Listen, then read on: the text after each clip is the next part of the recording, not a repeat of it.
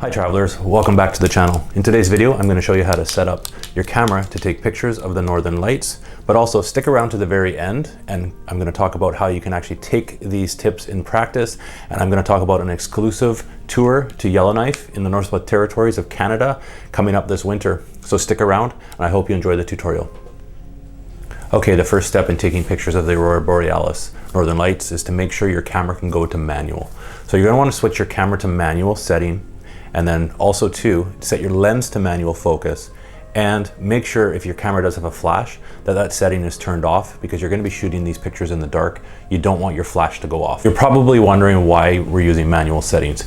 Your camera is much like your eye, so in the dark it's not going to see as well, and the auto settings, although they do work quite well in the daytime, they're not going to work at night, and they're not going to get a very clear picture. So don't be scared. We'll walk through it and I'll show you the best settings to start out with to take pictures. So after you've got your camera set into manual, you're going to want to select the ISO setting and set the ISO to around 1600 to start. So what this does is when the ISO is at a higher number, it's going to allow more light to come into your camera. So it's going to let you take shorter exposures, which is coming up in the next step. 1600 is a good spot to start at. After we take a couple sample pictures, what you're going to want to do is possibly adjust that, but that's just a little bit play around. It's going to depend on your lens and on your camera. The third step you want to do is adjust your aperture of your lens. So in the lens, you want to go into this is what's going to sound kind of weird. You want the widest aperture. So what that means is you're going to want to pick the smallest aperture number. It's a bit backwards, but that's just how cameras work. So what the aperture does is the smaller the number, the wider it's going to open your lens, and it's going to allow more light in. When you adjust your aperture, you're going to want to set it to the lowest that it can go. Some lenses will only maybe go down to f-stop of 4, but always set it down to the lowest of your lens. If you have a lens that has a wider available aperture, set it to the lowest possible setting. All right, now you want to set the shutter speed. I recommend starting at 20 seconds. This is really going to depend on how bright the northern lights are, but it's also going to depend on your lens. So you may have to change this setting a little bit after you do a sample picture. Obviously, you're going to need a tripod. You're doing longer exposures, so if you're just holding your camera in your hand, your picture is going to be blurry. It's not going to work. You need a tripod. So once you have all your settings set, I recommend doing this inside before you go outside in the cold, because typically when you're viewing the northern lights, it's winter and it's cold outside. Get your camera set up. Now take a tripod and go outside when the northern lights are there and take some sample pictures. You may have to dial in and change the shutter speed and the aperture. You probably won't have to mess with the ISO too much. Now when you are outside, you're going to want to have your camera again on a tripod, and with the manual focus lens, you're going to want to focus to infinity. This is going to allow you to have everything in focus.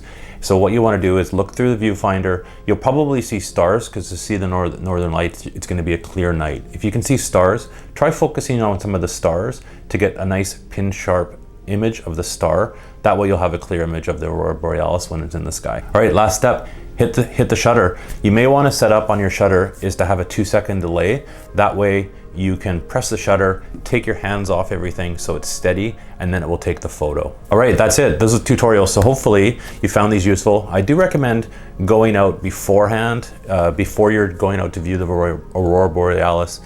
Check out maybe close to your home before you start traveling. Just go out on a nice clear night to try and take pictures of the stars. There's very similar settings to use for star photography as you're going to use for northern lights photography. So practice, practice, practice.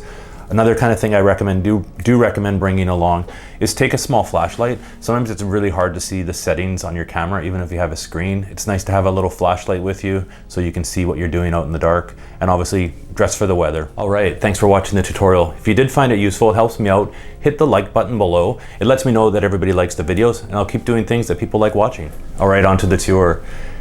This winter, January, February, and March of 2020, there's a tour of Yellowknife, Northwest Territories in Canada for 5 days that's going to explore the city of Yellowknife. There's going to be 3 days of Aurora viewing, which is amazing. I went to Yellowknife a few years ago, and when you can see the northern lights, it is amazing in the sky. So you can use these tips to take pictures with it, obviously. There's also going to be bison viewing, there's dog sledding, there is an ice fishing demonstration, and there's also a snowmobile tour built into this. So the tour is 5 days. There is only 3 tours throughout this winter. It's very, it's very exclusive. It's a very popular destination. I especially recommend Canadians check this out.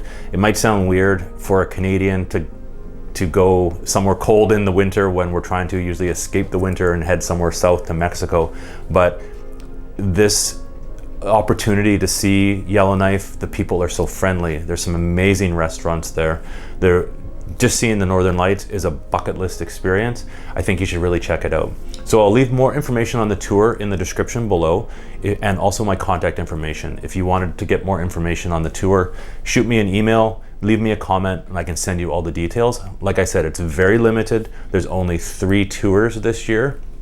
And if it's something that has been on your bucket list for a while, you really want to check it out. All right, thanks everybody for watching. Hopefully you enjoyed this video. If you did like it, and you made it this far, hit the like button. If you would like to see more, you can always hit the subscribe button as well. I appreciate everybody that does subscribe. Until my next video comes out, take a look at these of my past videos.